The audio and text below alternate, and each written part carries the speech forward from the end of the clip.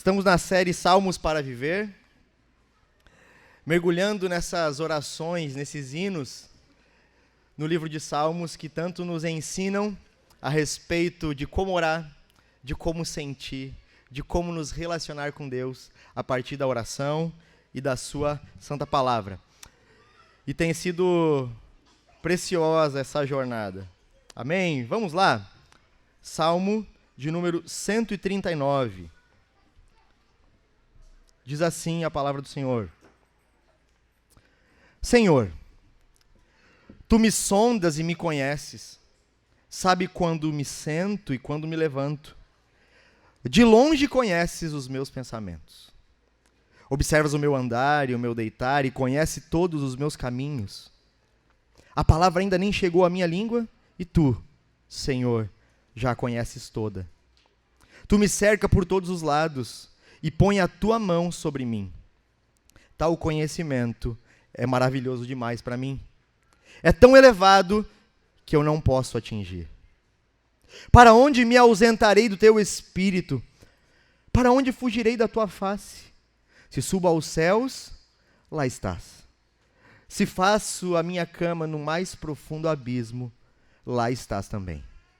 Se tomo as asas da alvorada e me detenho nos confins dos mares, ainda ali a Tua mão me guiará, e a Tua mão direita me susterá. Se digo as trevas, com certeza me encobrirão, e a luz ao meu redor se fará noite. Até as próprias trevas não te serão escuras, e a noite é tão clara como o dia. Para ti, as trevas e a luz são a mesma coisa. Pois Tu formaste o meu interior, Tu me teceste no ventre da minha mãe. Graças Te dou, visto que de modo assombrosamente maravilhoso me formaste. As Tuas obras são admiráveis, e a minha alma o sabe muito bem. Os meus ossos não Te foram encobertos, quando no oculto fui formado e entretecido como nas profundezas da terra. Os Teus olhos viram a minha substância ainda informe, e no Teu livro foram escritos todos os meus dias, cada um deles escrito e determinado, quando nenhum deles ainda existia. Que preciosos para mim, ó Deus, são os Teus pensamentos. E como é grande a soma deles! Se os contasse, seriam mais que os grãos de areia. E quando acordo, ainda estou contigo. Como gostaria, ó Deus, que acabasse com os perversos. Afastem-se, pois, de mim, homens violentos. Eles se rebelam contra Ti, e como Teus inimigos falam coisas ruins. Acaso eu não odeio os que Te odeiam, Senhor? Eu não desprezo os que se levantam contra Ti? Eu os detesto com ódio completo. Para mim, são inimigos de fato. Sonda-me, ó Deus, e conhece o meu coração. Prova-me e conhece os meus pensamentos. E vê se há em mim algum caminho mau, e guia-me pelo caminho eterno. Amém. Vamos orar. Senhor, que bendizemos pela Sua santa palavra, que é luz e vida ao nosso caminho, a nossa alma, é alimento cheio de vigor e substância. Nós pedimos que, pela Sua graça e misericórdia, nessa manhã você nos alimente com o puro leite da Sua palavra. E que o Seu Espírito aqueça e transforme os nossos corações. E que isso redunde em louvor da Sua glória. Em nome de Jesus. Amém. Meus irmãos, vocês já pararam para pensar na experiência humana com o conhecimento? Pensar na experiência humana com o conhecimento é algo fantástico e é extremamente abrangente. Mas o que é o conhecimento? Conhecimento é uma investigação sobre a realidade da experiência humana com a ordem criada. O conhecimento investiga essa relação da experiência do homem com a criação.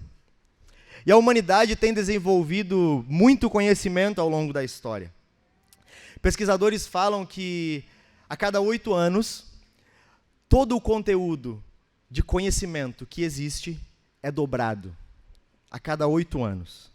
Isso fica evidente quando nós tomamos em nossa mão um smartphone e acessamos a internet. As informações saltam e multiplicam-se vertiginosamente.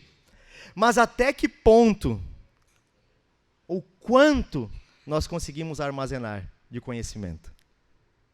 Quanto do conhecimento nós aprendemos? E o conhecimento ele se apresenta em inúmeras formas. Ele pode ser quantitativo, qualitativo, ele pode ser um conhecimento cumulativo, um conhecimento reflexivo. Sem falar as imensas e gigantescas e insondáveis áreas do conhecimento que existem.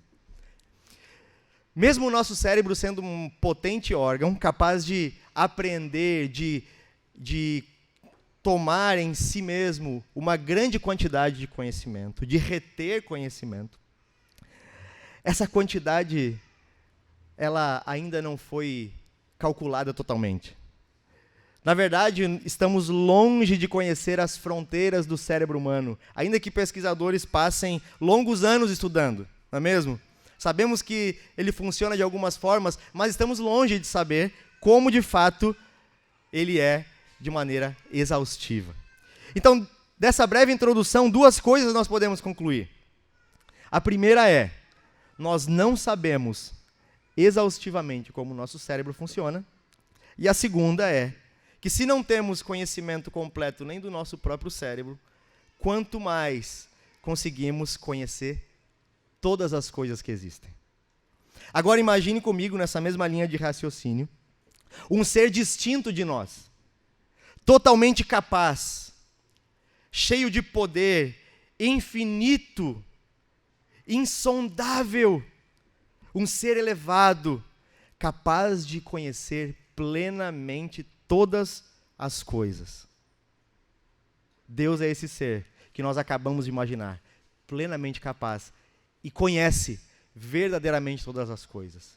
O nosso Deus é distinto, elevado, diferente de nós. Ele é sublime e supremo.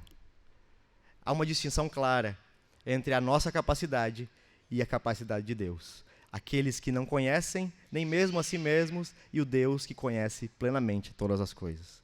E esse salmo, assim como o pastor Eric abriu o culto falando sobre conhecimento de Deus, nos inspira a conhecer a Deus.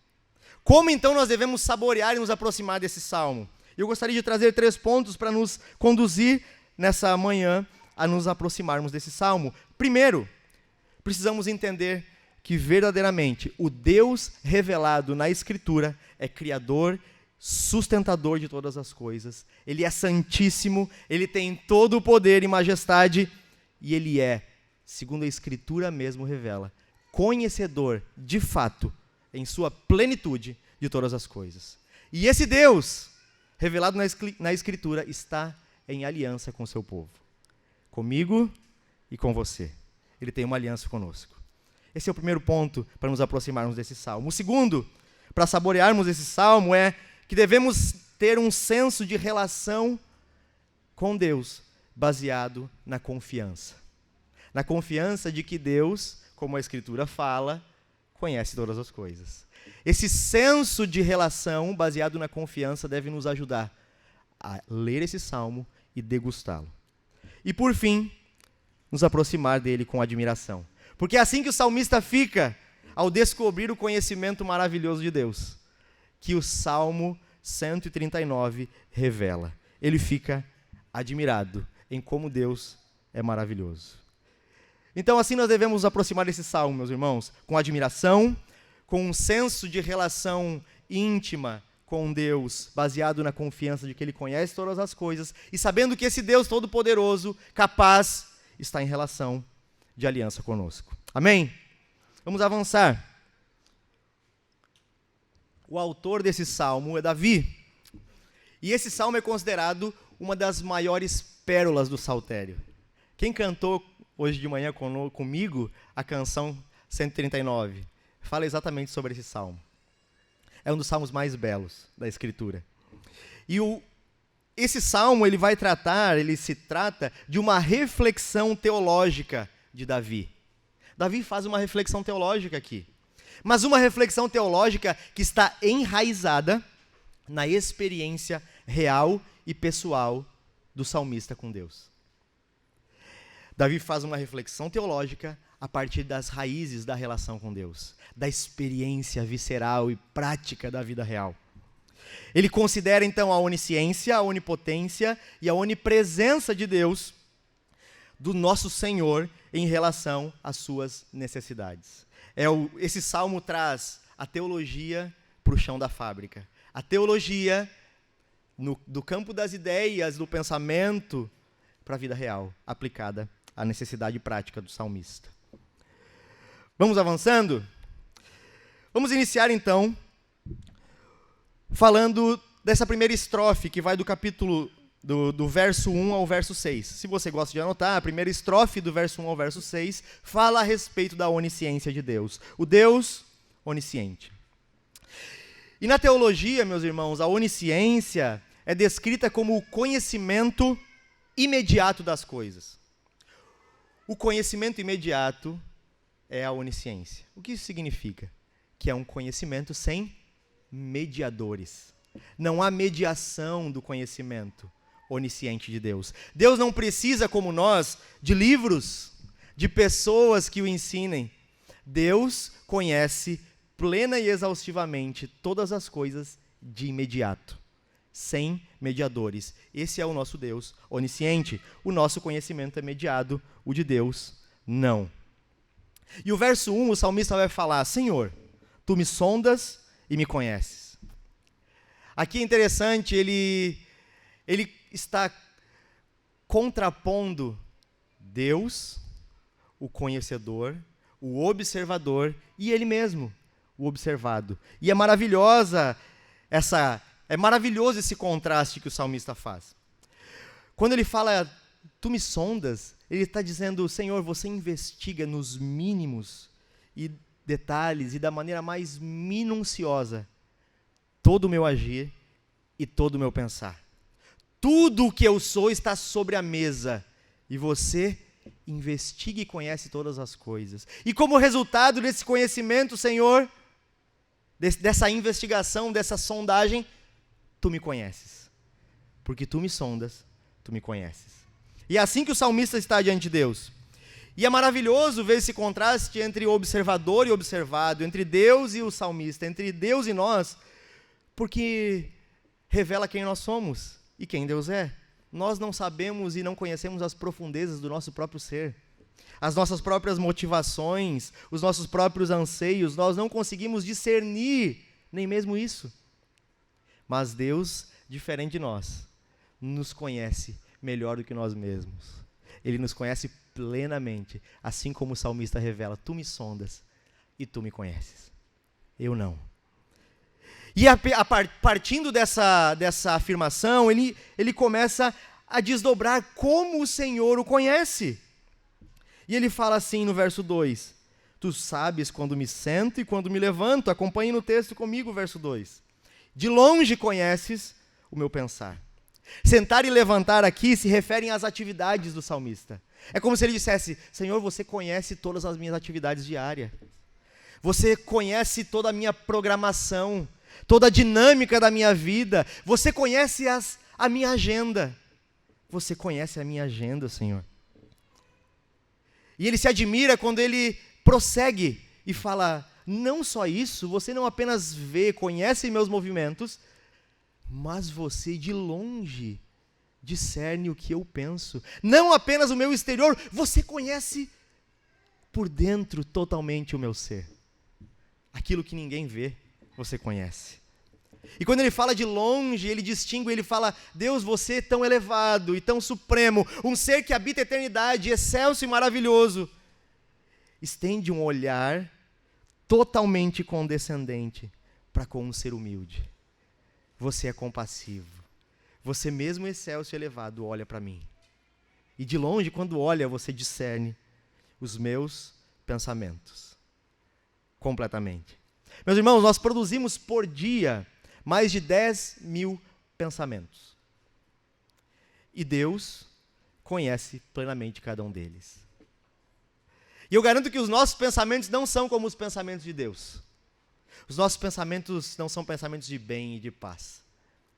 Os nossos pensamentos são pensamentos estranhos, são pensamentos tortos, muitos deles pestilentos e maldosos, alguns até mesmo pervertidos. E eu garanto que se as pessoas mais próximas de nós conhecessem 1/6 dos nossos pensamentos, certamente elas não estariam mais próximas a nós. Elas correriam de nós, estarrecidas, aterrorizadas. Certamente isso aconteceria. Nós mesmos, muitas vezes, nos assustamos com o que pensamos e nos repreendemos.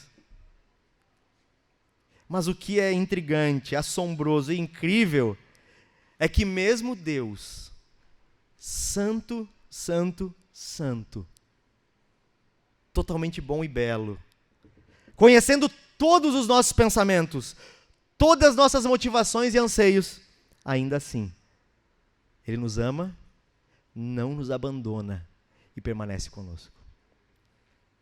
Isso é maravilhoso. O salmista avança no verso 13, acompanhe comigo o texto. Observas o meu andar e o meu deitar, conheces todos os meus caminhos. Aqui ele está se referindo às suas atividades diurnas e noturnas. O Senhor conhece quando ele anda, quando ele levanta, tudo o que ele faz durante o dia, mas também quando ele se deita, todas as suas atividades noturnas estão diante do Senhor. Cada detalhe da sua e da minha vida, meus irmãos, está aberto diante de Deus, claro e evidente diante do nosso Deus, nossa vida pública e a nossa vida privada. Deus está totalmente familiarizado com os nossos caminhos. Não pense que Ele não vê. Ele está plenamente ciente. E essa reflexão teológica vai avançando, e à medida que ele se maravilha com a onisciência de Deus, ele chega ao ponto de falar, como o verso 4 diz, a palavra ainda nem chegou à minha língua, e tu, Senhor, já conheces toda. Quantas palavras nós não guardamos em silêncio, para não ofender, para não causar mal, para não sermos mal educados ou grosseiros, ou ainda em intencional omissão, ou ainda em negligência, nós preferimos não falar. Quantas palavras não são ditas diante dos homens?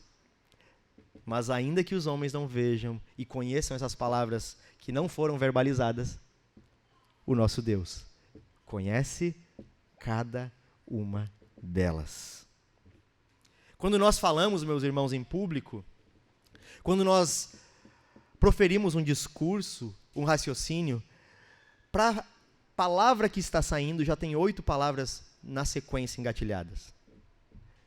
E essas que nós não falamos muitas vezes, exatamente essas. Deus conhece. O Senhor onisciente sabe perfeitamente o que iremos dizer e o que queremos dizer quando falamos, seja verbalizando ou não a nossa fala. E aqui ele chega no verso 5, que é o ponto de exclamação da alma do salmista diante de Deus. Ele se encanta.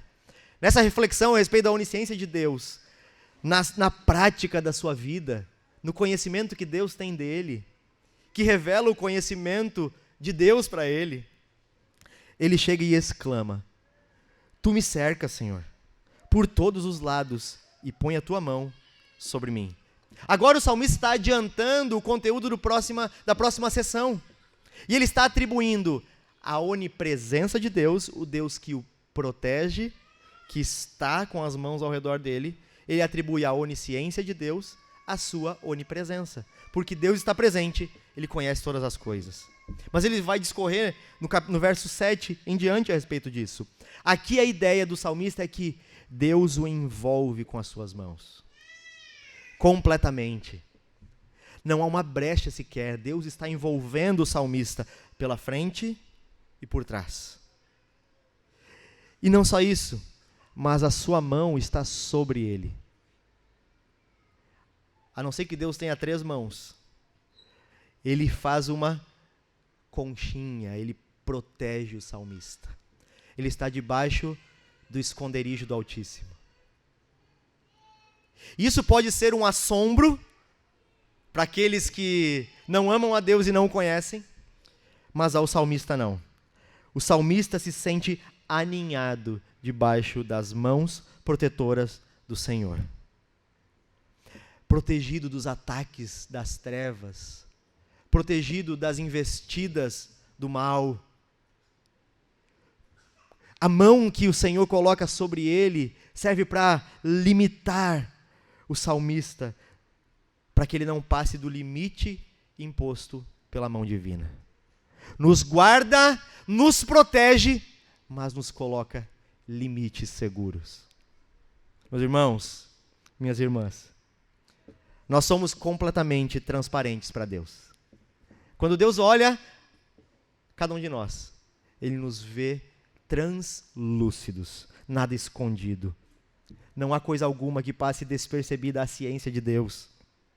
Os becos e as vielas do nosso coração são completamente conhecidos do Senhor. A nossa vida pública e privada, o nosso pensar e o nosso agir, está claro e visível ao nosso Deus. Não pense que você pode enganá-lo. Nós não podemos. E concluindo o raciocínio teológico e essa reflexão a respeito da onisciência, ele exulta a Deus agora. Ele fala: tal conhecimento, no verso 6, é maravilhoso demais para mim. Eu não posso atingir.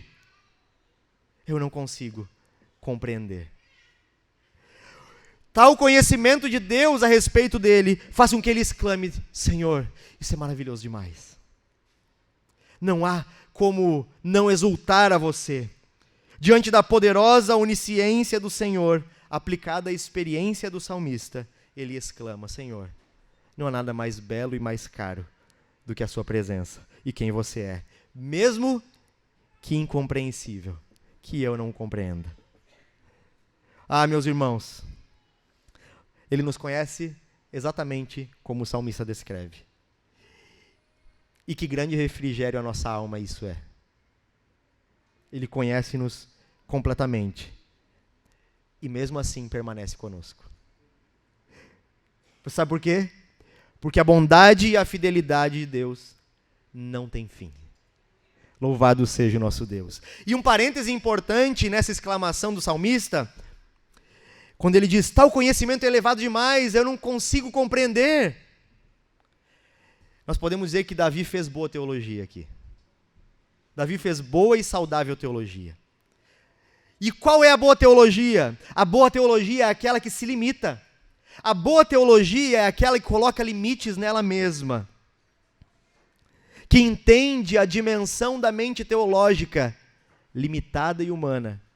E entende a dimensão do objeto da teologia, entre aspas, objeto, que é Deus infinito. Mas a má teologia, a teologia maligna, é o inverso. É a teologia que tudo sabe e tudo explica. Essa teologia coloca Deus em nossas mãos, esquecendo e não percebendo que o nosso lugar é debaixo das mãos de Deus. Davi produziu boa teologia aqui, que colocou a inteligência dele de joelhos, rendida e maravilhada diante do Deus incompreensível, contudo, cognoscível. Tal conhecimento é maravilhoso demais. Bendito seja o Senhor. E aí ele avança em sua reflexão teológica a onipresença. Versos 12 ao verso 7 ao verso 12, perdão. E ele inicia com duas perguntas retóricas, que a resposta é óbvia. Ele fala: para onde me ausentarei do teu espírito? Para onde fugirei da tua face? São perguntas retóricas, que têm como objetivo endossar aquilo que o salmista deseja pontuar. A resposta é: impossível fugir da sua presença, Senhor. Ainda que Deus esteja em silêncio, ainda que os homens não o vejam, Deus nunca está ausente. Ele está sempre presente, sabe onde cada ser humano está e cada uma das necessidades do seu povo. E agora, para afirmar o seu ponto, ele tece alguns argumentos também retóricos, respondendo a sua pergunta. Do verso 8 ao 10, leia comigo. Se subo aos céus. lá estás. Se desço a minha cama, ou mais faço da minha cama o mais profundo abismo, lá também estás. Se tomo as asas da alvorada e me detenho nos confins dos mares, ainda ali a tua mão me guiará e a tua mão direita me susterá. Que belo texto. Entenda, meu irmão e minha irmã. O desejo do salmista não era fugir de Deus. Ele não queria ir para esses lugares que ele fala. Ao contrário, ele usa esses argumentos para afirmar que é impossível fazer isso.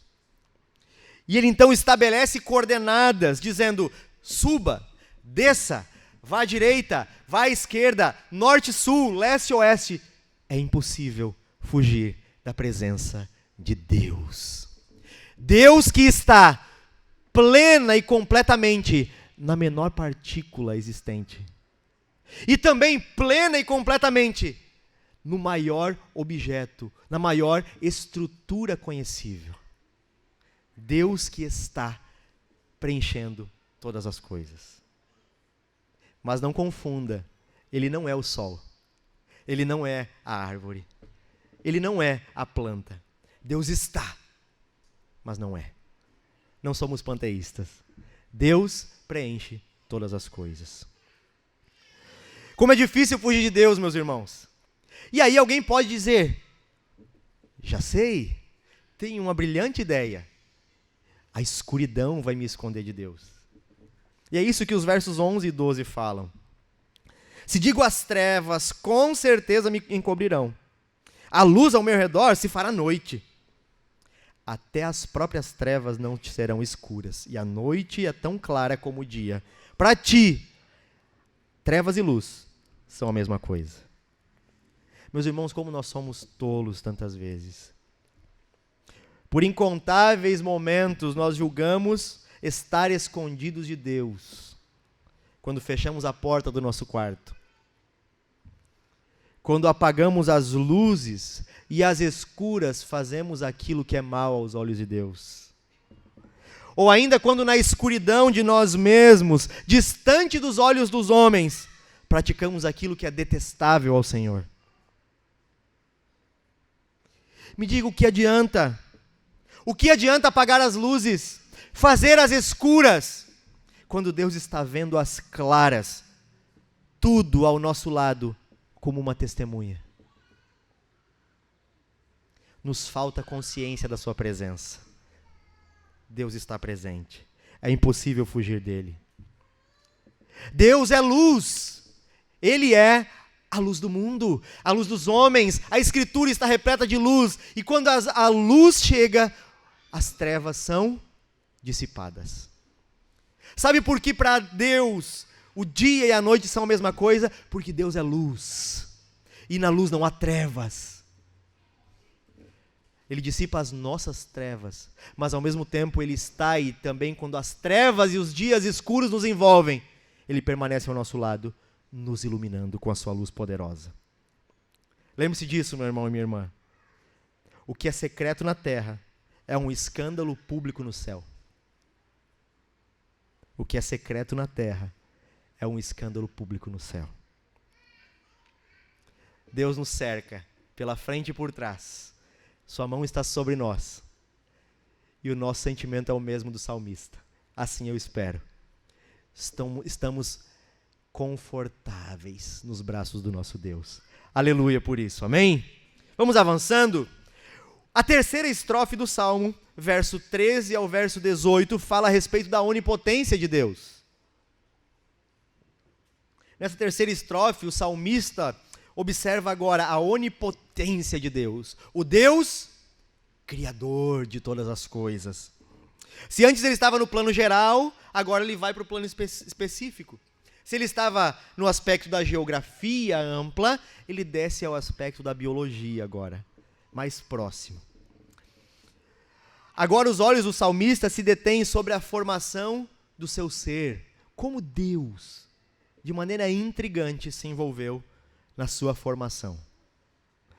E aqui o que nós vamos ver é toda a potência de Deus manifestada na prática.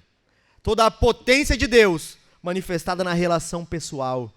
No entendimento de que o salmista é uma criatura de Deus. E que Deus se envolveu de maneira única e exclusiva na sua formação. A potência de Deus na prática, na realidade, na formação do salmista. Verso 13 e 14, leia comigo. Pois tu formaste o meu interior, tu me teceste no ventre da minha mãe, graças te dou, visto que de modo assombrosamente maravilhoso me formaste. Tuas obras são admiráveis, e a minha alma o sabe muito bem. É como se ele dissesse, foi o Deus todo ciente e sempre presente quem me formou. É como se ele tomasse essa compreensão agora num lugar mais profundo no seu ser.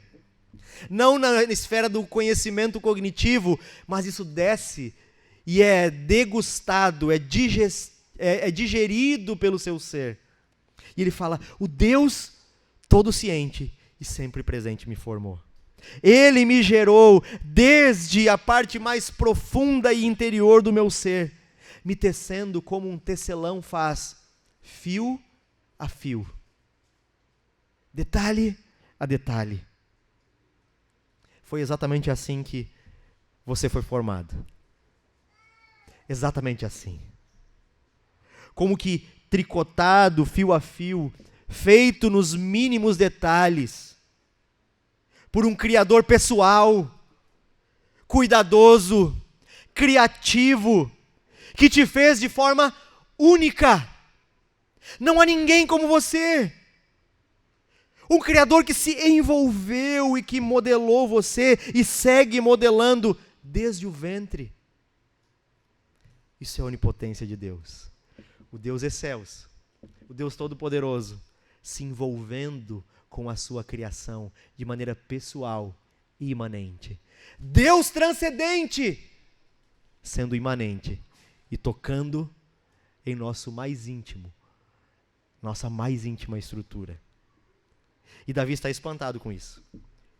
Davi está espantado com o milagre da vida, com a maneira singular como Deus gerou ele e formou ele, desde o ventre da sua mãe. E qual é a única atitude que sobra a Davi, ao salmista? Louvor e ação de graças a Deus.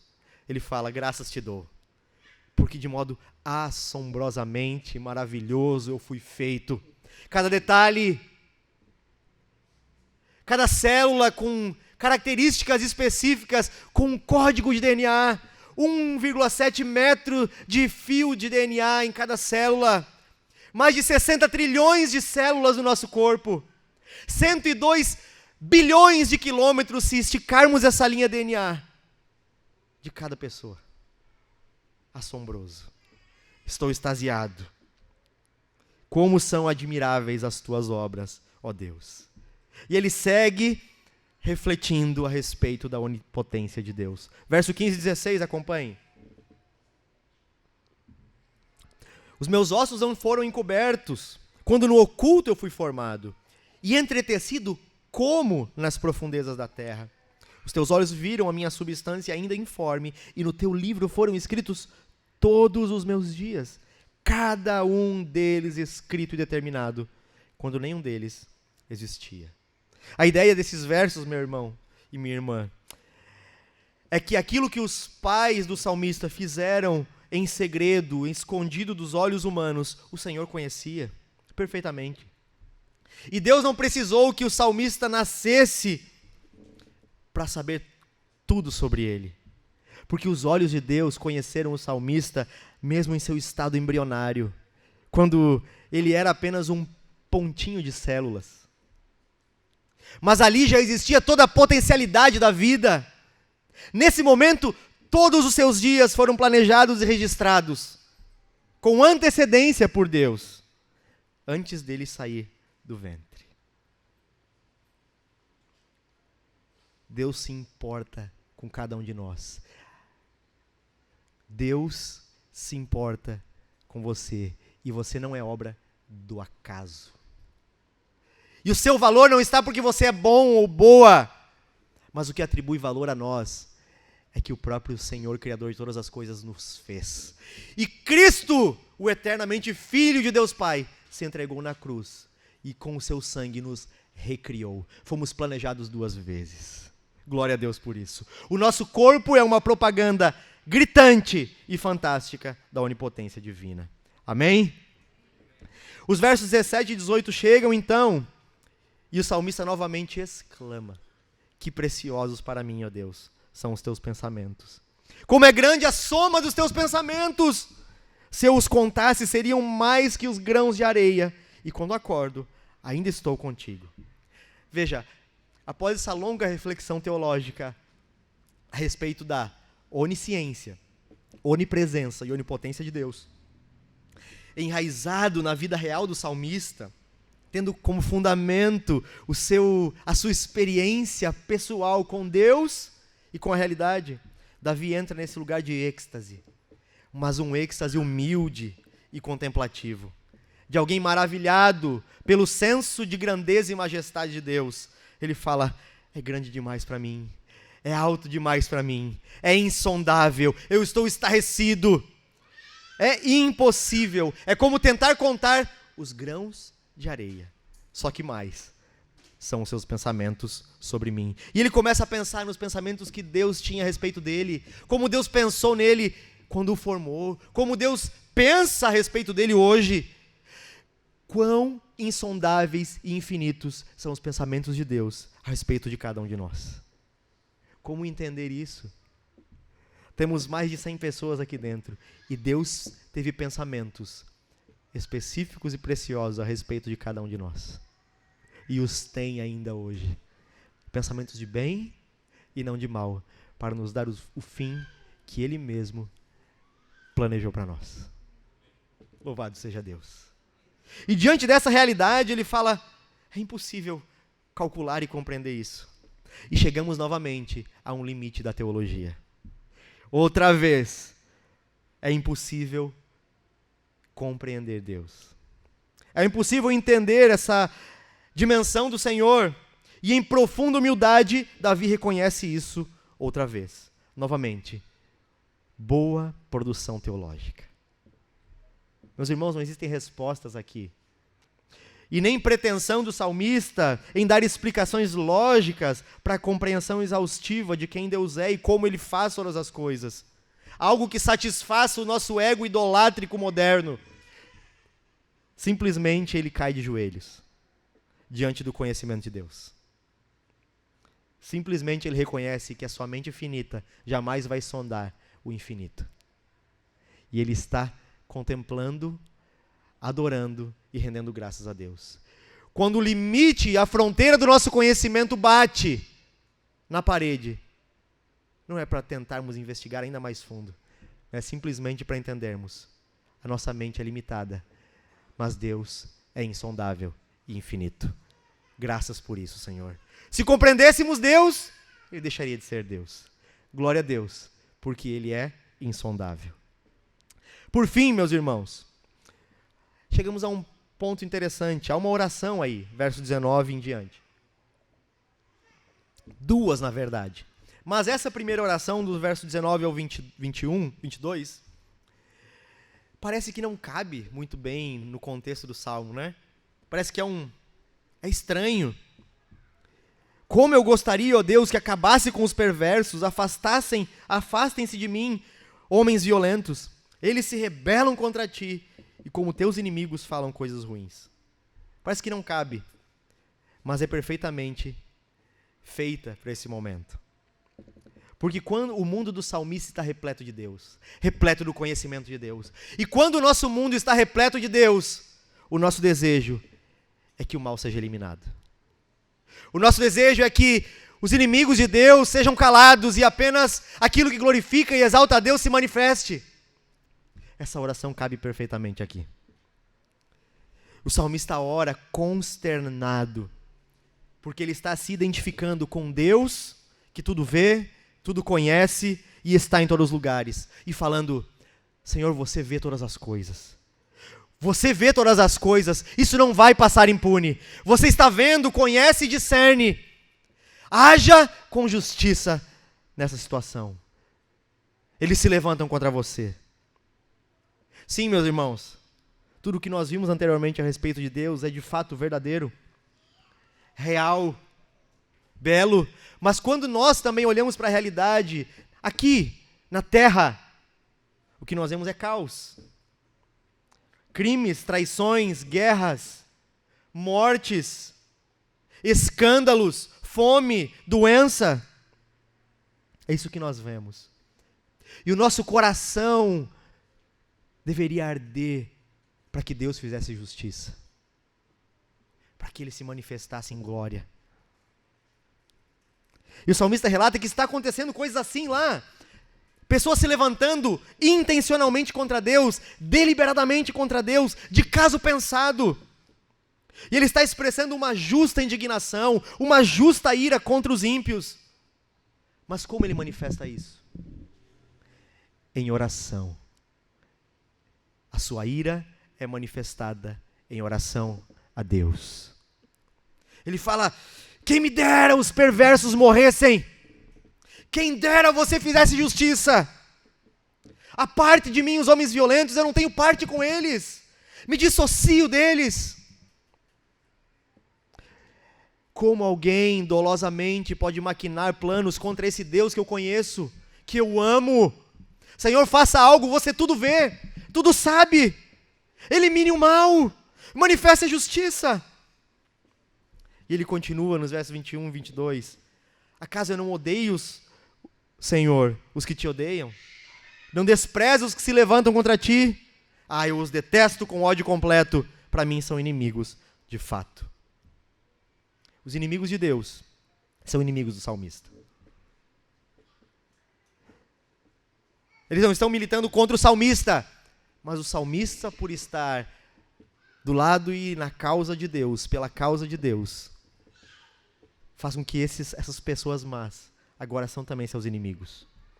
Mas mesmo diante dos inimigos de Deus, ele não excede o limite. A sua ira não vai às vias de fato. Ele não faz justiça com as próprias mãos. A sua indignação é para que Deus faça justiça sobre os inimigos de Deus. Porque Deus, e apenas Deus, é aquele que executa e tem o poder e a autoridade de executar a justiça, e a Ele pertence a vingança, não a nós. A Escritura não está se contradizendo. Eu devo odiar então? Os inimigos de Deus nós odiamos, porque eles não são confessos, eles são impenitentes, mas nós oramos por eles. Os nossos inimigos, o que Jesus fala a respeito dos nossos inimigos em Mateus? A respeito dos nossos inimigos, o que cabe a nós? Amá-los e orar por eles. A respeito dos inimigos de Deus, oramos: Deus, faça justiça sobre os teus inimigos. Não há incongruências na Escritura. John Stott ilustra muito bem quando diz: na Bíblia é ensinado que o pecador é ao mesmo tempo objeto do amor e objeto da ira de Deus. Compare João 3,16 e João 3,36. E que devemos procurar, ao menos pela graça, aproximarmos nossa atitude à atitude de Deus. Devemos, pois, desejar com sinceridade a salvação dos pecadores, se eles se arrependerem. E com a mesma sinceridade do salmista, e de fato a nossa, a destruição deles e a nossa, se não houver arrependimento. Deus é um justo juiz, e há de manifestar em um dia a sua ira e o seu justo juízo sobre o mal, mas não sobre o mal abstrato, sobre o mal concreto, que se manifesta no coração de homens e no caminho dos homens maus. Devemos amar os nossos inimigos, orar por eles. Mas aqueles que não se arrependem e são impenitentes merecem o juízo de Deus. Amém? Seguindo, já estou passado e avançado no horário. Finalmente, verso 23 e 24. O salmista ora agora a respeito dele mesmo.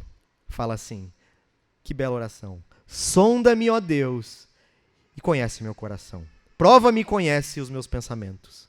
Vê se há em mim algum caminho mau e guia-me pelo caminho eterno. Posto diante de Davi, existem dois caminhos: o caminho eterno e o caminho mau. E ele opta pelo caminho eterno. Todo esse conhecimento de Deus não o ensoberbeceu. Esse conhecimento a respeito de quem Deus é e de quem Ele é, o tornou mais humilde. O verdadeiro conhecimento, meus irmãos, não nos ensoberbece. O verdadeiro conhecimento a respeito de Deus, ele transforma e afeta o nosso coração nessa relação íntima com Deus e nos torna humildes, quebrantados e sujeitos. Pessoas ensináveis. Pessoas que não confiam em si mesmas. E por isso ele ora. Por causa desse conhecimento extraordinário de Deus, ele fala: eu conheço meu coração. E sei que você me sonda, então continue sondando o meu coração, Senhor.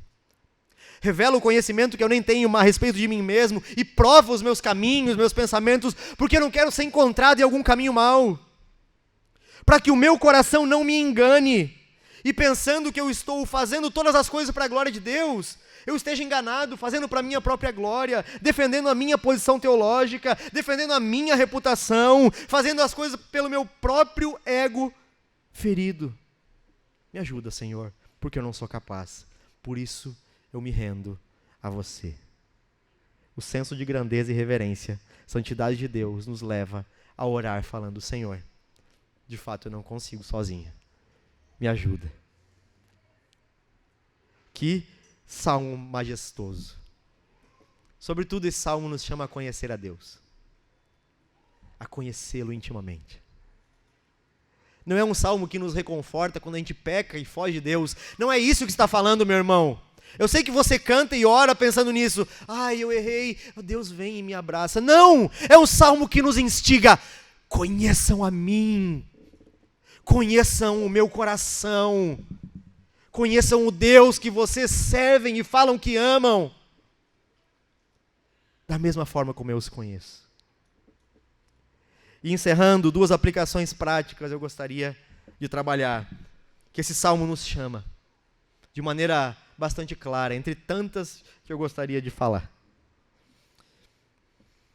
A primeira é: valorize a vida. Valorize a vida. Muito se fala e discute em nosso tempo a respeito do aborto.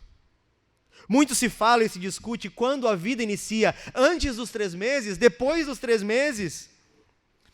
Como nós, enquanto cristãos, à luz do Evangelho e da Escritura, devemos nos posicionar com relação ao aborto. Esse salmo traz um dos textos mais perspicazes, contundentes e expressivos que nós temos na literatura mundial para refutar o aborto. Essa prática tão comum em nossos dias, tão aceitável no meio do corpo de Cristo. Os abortistas fazem uma diferenciação entre vida humana e pessoa humana. Vida humana é algo que não tem direito ainda. Mas não há como negar que uma célula é viva. Então é vida humana. Mas não tem direitos. A pessoa humana sim, a pessoa humana tem direitos. E quando nós nos calamos ou nos omitimos, essa ideia passa a se propagar com uma força ainda maior. E como Martin Luther King disse outra hora: o que me preocupa não é o grito dos maus, mas é o silêncio dos bons. Esse pressuposto, quando se espalha e é comido pelas mentes incautas, é o pressuposto que justifica a morte massiva, brutal e covarde de inúmeros bebês no ventre de suas mães. Os abortistas acreditam ter o direito de jogar fora o que dizem ser apenas uma massa, ou um conglomerado, um aglomerado de células. Mas Davi, há mais de 3.000 anos atrás, tornou claro e evidente a forma como Deus lidava com ele. E Deus lidava com Davi como uma pessoa que tinha uma história traçada e determinada desde o ventre de sua mãe.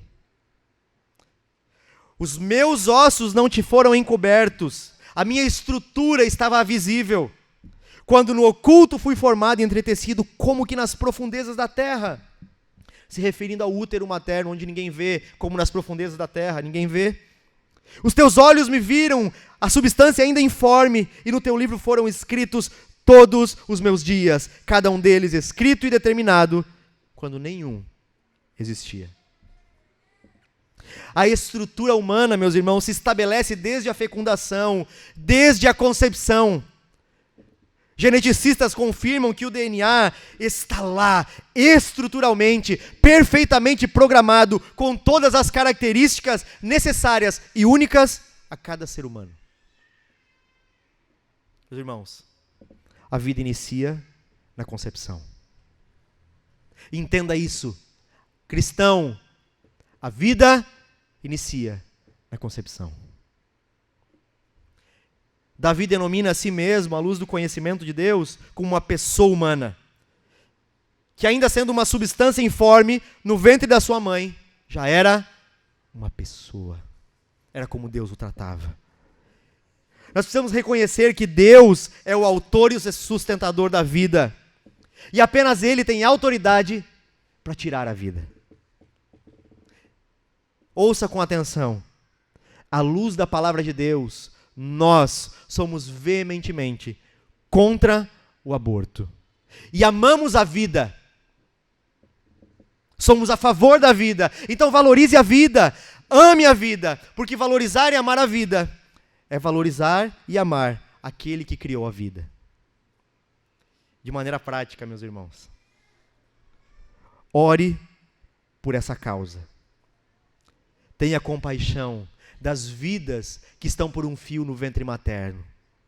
Ore por mulheres que estão com sua mente consumida e comendo dessas ideias diabólicas. Estenda a oração em favor dessas crianças, desses bebês, dessas famílias, dessas mães, para que a matança seja cessada pelo poder e pela glória de Deus. Se coloque em oração por essa causa. Pregue o Evangelho quando surgir a oportunidade. O Evangelho é poder de Deus para transformar o coração do homem e da mulher. E por fim, manifeste a vida como um arauto. Não se cale, não tema o grito dos maus, mas por favor, não se cale diante da verdade de Deus. Seja um arauto da vida. E por fim, encerrando, meus irmãos, conheça e siga conhecendo o Senhor, como esse salmo nos chama. Deus é nosso Criador, correto? Se você faz um workshop de marcenaria e produz uma peça, quando você termina de produzi-la, a quem ela pertence? A você, que criou. Deus é o nosso Criador, logo nós pertencemos a Ele. O nosso pensar não pertence a nós, então pertence a Ele. A minha personalidade não pertence a mim, mas pertence a Deus. O meu corpo, da mesma forma, não pertence a mim, pertence a Deus que me criou. As minhas emoções, os meus dons não são nem mesmo meus, são de Deus. Tudo pertence àquele que criou. A não ser que se venda aquela criação. Mas Deus não nos vendeu, pelo contrário, nos comprou. Se tudo pertence a Deus, aí vem a próxima pergunta. Qual é o propósito de Deus para aquilo que pertence a Ele? Qual é o propósito de Deus? Você já parou para se perguntar? Qual é o propósito de Deus para aquilo que pertence a Ele? E nós pertencemos a Ele. Me parece que há uma necessidade grande de transformação na forma como as pessoas pensam a respeito da sua vida diária. Contando a vida como se fossem donos dela. A vida é minha, eu faço o que eu quiser. Agora imagine a transformação que aconteceria se todos os cristãos no mundo compreendessem essa realidade e dissessem: eu fui criado por Deus para o conhecer, o glorificar e pertenço a Ele de corpo e alma. Imagine o impacto dessa verdade. Cristãos se levantando, conscientes disso. Eu fui criado por Deus para o conhecer, o glorificar e pertenço a Ele completamente. Certamente haveria um impacto em nossa vida, na sua família, na sua igreja, na sociedade, no seu trabalho, certamente. Meus irmãos, o conhecimento de Deus é o propósito do cristão. Deus nos cristou. Aliás, volta. É muita palavra ao mesmo tempo. Não, as 8 engatilhadas estavam com defeito. Deus nos criou para a relação com Ele. Por isso você foi criado. Para o conhecer através de uma relação, como o salmista desenvolveu, de maneira pessoal, refletindo teologicamente, mas aplicando na vida real. Sabe por que muitas vezes nós não apreciamos o Evangelho? Porque uma boa apreciação do Evangelho passa por uma boa apreciação a respeito do ser de Deus. Quem é Deus? Como valorizar a cruz e o Filho de Deus, Cristo Jesus, se não conhecemos o ser de Deus, seus atributos, sua essência, sua dignidade, seu poder, sua majestade? Quem Deus é? Como valorizar o Evangelho? Mas há uma boa notícia. E a boa notícia, meus irmãos, é que tudo o que nós precisamos, nós já temos. A paz e o acesso a Deus nós temos. Foi conquistado há mais de 2000 anos atrás no madeiro. Isso que nos impedia de conhecer e ir até Deus, porque éramos culpados, não existe mais. Cristo dragou. Nos apresentemos a Deus. Cheguemos diante dele com ousadia. Temos paz e acesso a Deus no sangue de Jesus. Temos também a palavra revelada de Deus. A Escritura. Leia a Escritura. E temos também o Espírito Santo de Deus, nosso amigo, Paracleto, que nos toma pela mão e revela Cristo. Revela Jesus a nós. Meus irmãos, leia e ame a Bíblia, porque Deus se revela na sua palavra. E nos chama a relação profunda com Ele, pela oração. Leia e ore. Conheça a Deus, como o Eric citou, o pastor Eric no início. Cresçam na graça e no conhecimento do nosso Senhor e Salvador, Jesus Cristo. Que a oração de Davi seja a nossa oração. Sonda o nosso coração e nos conhece, ó Deus. Vê se há em nós algum caminho mau e nos guie pelo caminho eterno. Que Deus nos ajude.